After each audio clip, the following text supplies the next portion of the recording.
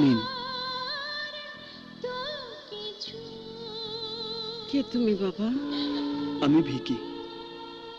সব বাচ্চারা তো চলে গেছে, আপনি কার জন্য অপেক্ষা করছেন মা? আমার ছেলের জন্য, আমার সাগরের জন্য। এখনো বেরোয়নি স্কুল থেকে? না, বের হয় না। সে কবে নামিয়ে দিয়ে গেলাম স্কুলে, কত বছর হয়ে গেল, এখনো বের হয় না।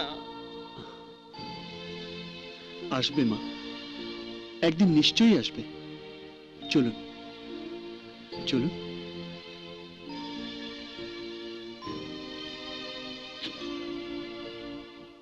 উঠুন।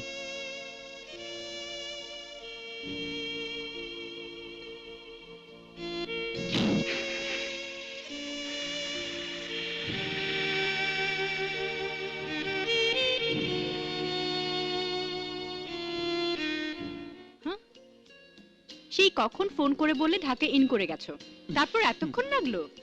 সরি, তোমাদের ঢাকার রাস্তার জ্যাম যে কেমন তা পুলিশ অফিসার ম্যাডামের নিশ্চয়ই জানা আছে। আমি এখন পুলিশ অফিসার নই। তাহলে তুমি এখন কি?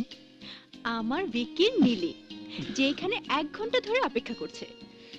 এগেইন সরি ডিয়ার, অবশ্য আরো আধা ঘন্টা আগে পৌঁছতে পারতাম। মানে আধা ঘন্টা তুমি ইচ্ছে করে দেরি করেছো? ইচ্ছে করে নয়, স্কুল ছুটি হয়েছে, বাচ্চারা বেরোচ্ছে, রাস্তা বন্ধ। হঠাৎ দেখি একজন বয়স্ক মহিলা বই খাতা হাতে স্কুলের সামনে দাঁড়িয়ে কাকে যেন খুঁজছে। কোথায়, বনানীর দিকে? ওইরকমই হবে। ওহ, বুঝেছি, ওটা তো আমার জজ আন্টি। জজ আন্টি মানে? মানে আমার জজ আঙ্কেলের ওয়াইফ। ওনার ছেলে স্কুল থেকে কিডন্যাপ হয়ে গিয়েছিল ছোটবেলায়। ওর নাম ছিল সাগর। ভালো কথা মনে পড়েছে, কাল তো সাগরের জন্মদিন। এবার আমি তোমাকে সাগর সাজিয়ে নিয়ে যাব। আরে কি বলছো, আমি কি করে সাগর হব? ওটা কাল গেলেই বুঝতে পারবে।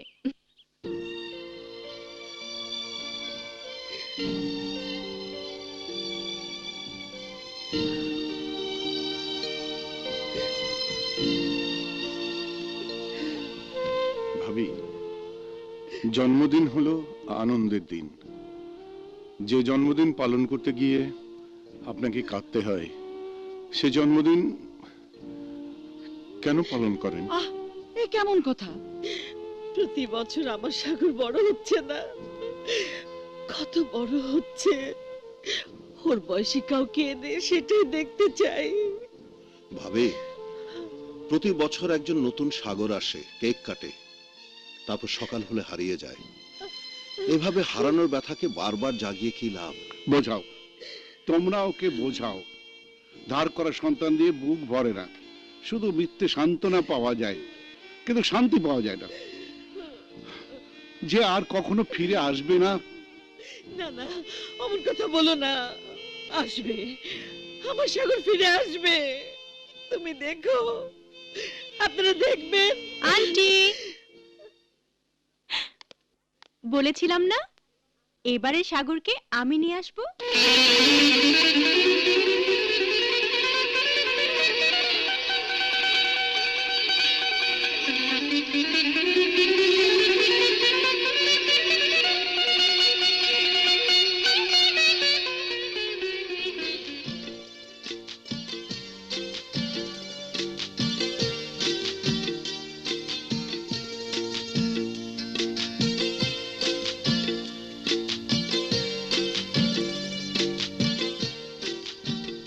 তুমি তুমি না সেদিন স্কুলের সামনে মা বলে ডেকেছিলে,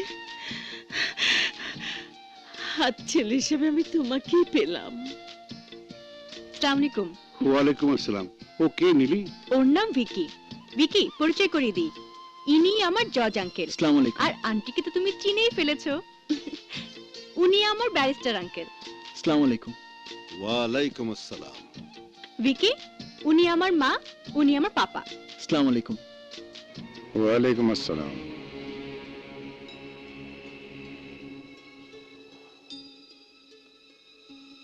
কোথায় যেন তোমাকে দেখেছি। তা দেখতে পারেন, অনেকবার ঢাকায় এসেছি, হয়তো কোথাও। আরে রাখো তোমাদের দেখা দেখি। ভাবি, শুরু করেন উৎসব। আসুন আসুন, এসো বাবা। এসো বাবা। চলুন।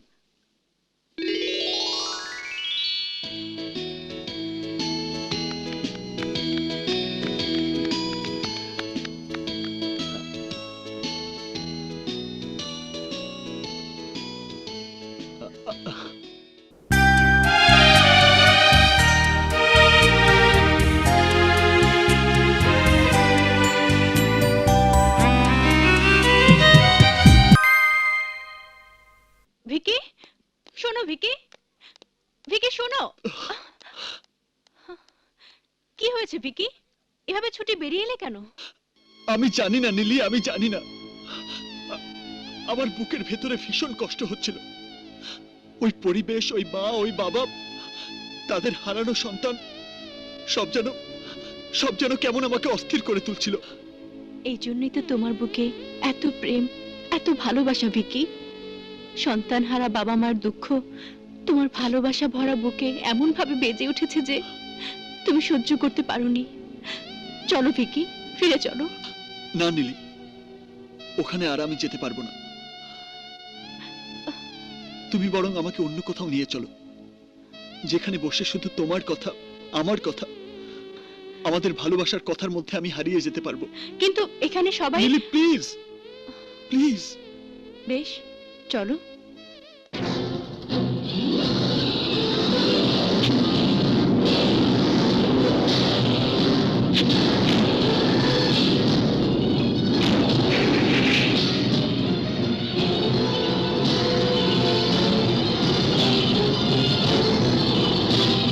যতই আমার মেয়ের সঙ্গে আসুক, মেয়ে কতটা তাকে চেনে তাও তো জানা দরকার।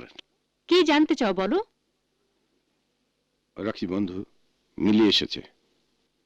পাপা, আমি বুঝতে পারছি ভিকিকে তোমাদের মাঝে না আনাই ভালো ছিল। না না, সে কথা নয়, তবে একটা অচেনা অজানা। তোমাদের কাছে সে অচেনা অজানা, কিন্তু আমার কাছে নয়। কাউকে চেনা জানা বোঝার মতো বয়স কি আমার হয়নি?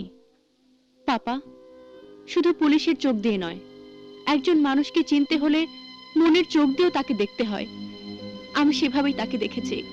আমি জানি আমি কোনো ভুল করিনি। আমি তো শুধু পুলিশ নই রে, আমি তো একজন বাবাও। মেয়ের ব্যাপারে পুলিশের চেয়ে বাবার ভাবনা একটু বেশিই হয়। ভিকি একজন ইন্ডাস্ট্রিয়ালিস্ট পাপা। চা বাগান, রাবার বাগান আছে ওদের। ইয়ে,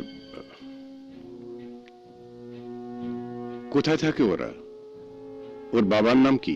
পাপা, জীবন মৃত্যুর কঠিন পরীক্ষার মধ্য দিয়ে যার সাথে আমার পরিচয়, তার সম্পর্কে আর কিছু জানার প্রয়োজন বোধ করিনি আমি। জানতে হলে তুমি জেনে নিও। খুব শীঘ্রই ওর বাবা প্রপোজাল নিয়ে তোমার কাছে আসবে। প্রপোজাল?